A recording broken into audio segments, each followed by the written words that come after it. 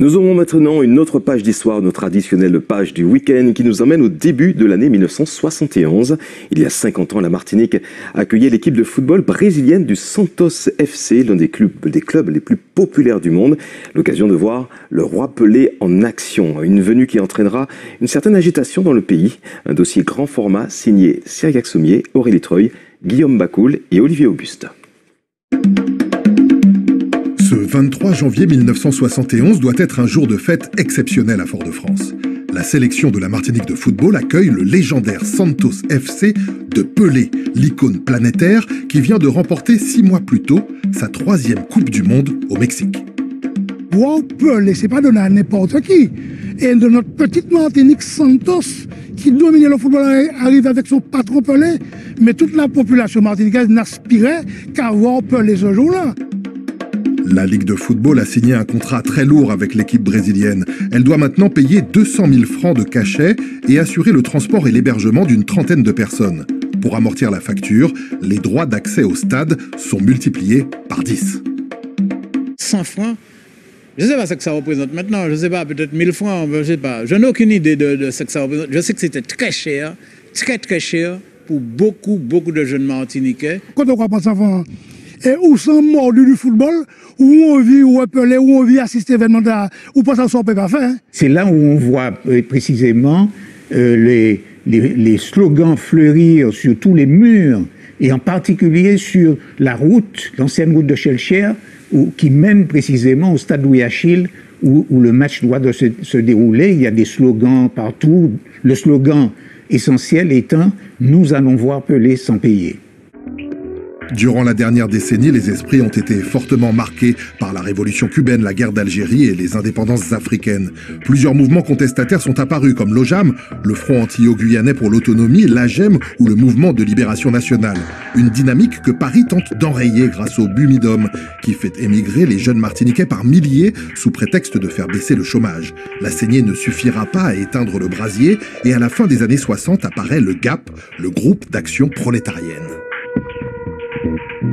Elle a été créée, cette organisation, par des gens qui avaient fait mai 68, des étudiants qui avaient fait mai 68 et qui avaient décidé d'arrêter leurs études et de rentrer au pays pour faire la révolution.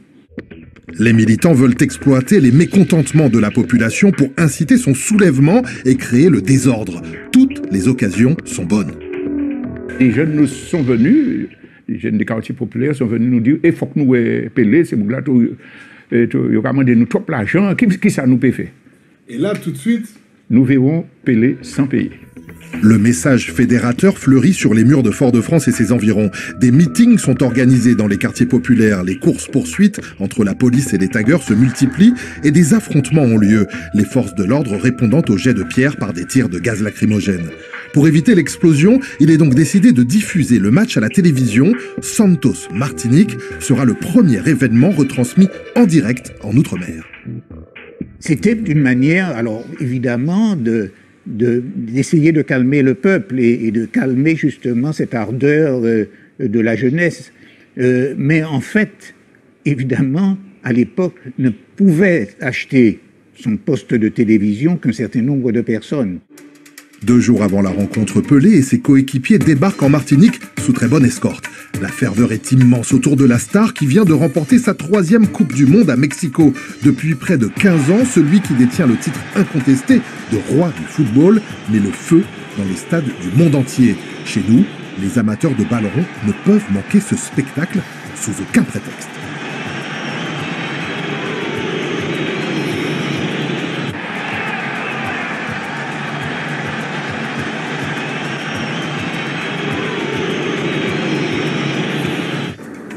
Le journaliste sportif Christian Cabrera est un jeune enseignant en janvier 1971. Il fait partie des privilégiés qui ont pu s'offrir un billet pour accéder au stade. À un moment, les gars ont voulu forcer l'entrée.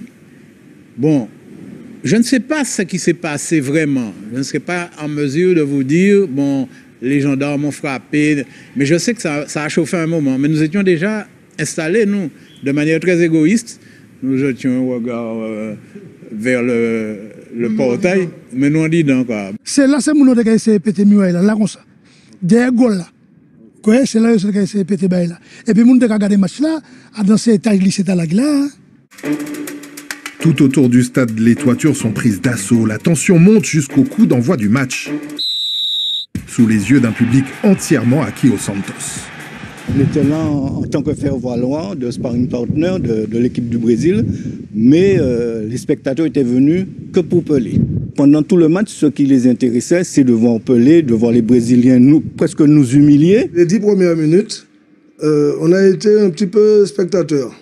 Mais après, le goût du jeu, notre façon de faire, c'est-à-dire que nous sommes assez agressifs, tout ça, on a repris le dessus.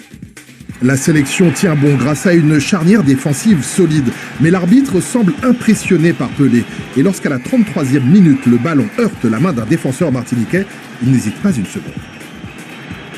Comme il a dit après, il a voulu faire tirer un pénalty par Pelé. Ce qu'il il voulait le voir, donc il a assouvi son envie. La réaction martiniquaise ne va pas tarder. 3 minutes plus tard, profitant d'une passe mal ajustée, Marcel Aurelia lobe le gardien brésilien. C'est une balle qui est passée dans le dos de la défense. J'ai pu récupérer. Comme je courais très vite, j'ai pu déborder mon arrière. Et je me suis retrouvé seul avec le gardien qui était sorti. À la mi-temps, les deux équipes regagnent le vestiaire sur un score de parité. 1 but partout. La deuxième période sera bien différente. C'est un match amical, donc il fallait faire jouer tout le monde. Donc on a changé. Donc pendant le changement, il y a des flottements. Les gens ne sont pas encore entrés dans le match. Contre une équipe qui est aguerrie, qui ne fait que ça. Le Santos remportera la rencontre par 4-1 et les Brésiliens rentreront directement à l'hôtel sans contact avec les supporters. La révolution n'a pas eu lieu. Quant à Pelé, il est resté totalement inaccessible durant son séjour. Les footballeurs martiniquais n'ont pu réaliser qu'une photo souvenir avec le roi. Débat au sein de la Ligue parce qu'il fallait payer un cachet et ce cachet devait être payé d'avance. Hein. C'est l'événement. Pelé vient jouer en Martinique.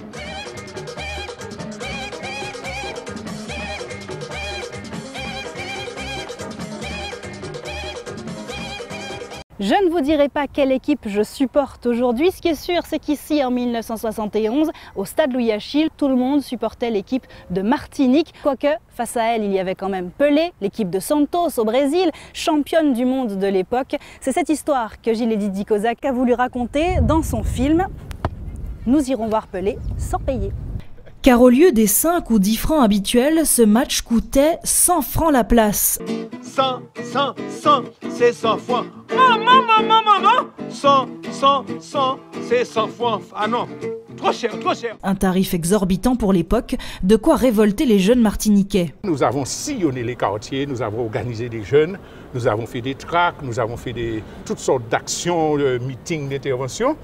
Et quand les autorités ont constaté qu'il y a vraiment un mouvement de fond qui montait, ils ont tenté la répression, matraquage dans des meetings et tout, mais au contraire, les choses allaient encore montant. Dès lors, décision est prise de faire venir un camion qui permettra de retransmettre le match en direct à la télévision, le premier direct des Outre-mer, un grand moment télévisuel dont les images ont été depuis perdues, mais qui reste à jamais dans la mémoire des joueurs qui ont fait face aux Santos. Ça se passe en 71, c'est un an après la Coupe du Monde où le Brésil de Pelé avait fait un tabac en Amérique du Sud, avec donc gagné la Coupe du Monde. Imaginez-vous, un an après, même pas un an après, Pelé est en Martinique. Celui que nous avions vu à la télé pour la Coupe du Monde est en Martinique. Quand on nous a annoncé ça, c'était extraordinaire pour nous. D'autant plus extraordinaire que ce sont nos jeunes Martiniquais qui jouent face au roi Pelé, une histoire qui sportivement, autant que socialement, a fasciné le réalisateur Gilles Dickozac. Il y avait déjà ce côté assez, comme ça un petit peu improbable de se dire que Pelé et le Santos débarquent comme ça en fait en Martinique au milieu des années 70. Pelé en fait était à l'époque en fait vraiment un symbole en tout cas pour le monde noir. En fait, ça fait partie des premières figures comme ça visibles et dont les Noirs en fait peuvent se sentir fiers.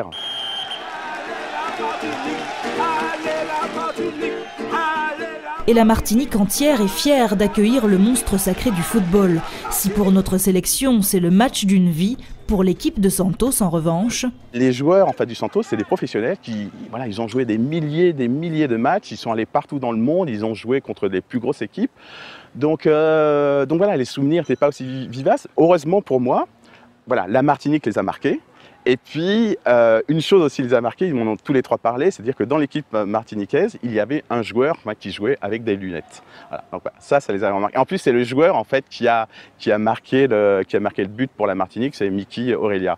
Et tous les trois, les trois Brésiliens m'ont dit « Ah oui, je me souviens, il y avait un joueur qui jouait avec des lunettes, il faisait des dribbles pas possibles, etc. etc. » Voilà, faut dire que ils avaient beau être des amateurs, l'équipe martiniquaise était vraiment de bon niveau. Et au moins, tout le monde m'a dit ça, c'est qu'au moins pendant la première mi-temps, ils ont fait jeu égal avec les Brésiliens. Le Martiniquais, il n'a pas tenu à rien à envier un joueur brésilien. Tout ce de café, nous te café.